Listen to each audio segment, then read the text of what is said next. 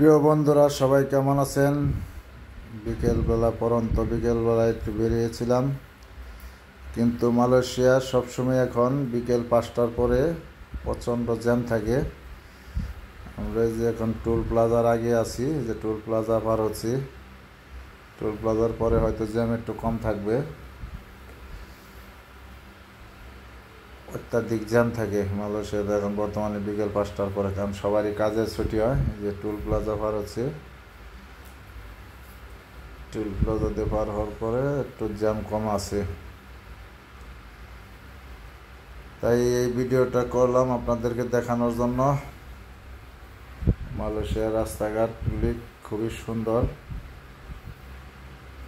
আপনাদেরকে দেখালাম। দেখেন, ভিডিওটা ভালো লাগলে অবশ্যই শেয়ার করে কমেন্ট করে পাশে থাকবেন। আপনাদেরকে অসংখ্য ধন্যবাদ পাশে থাকার জন্য এবং ভিডিওটি দেখার জন্য। সবাই ভালো থাকবেন।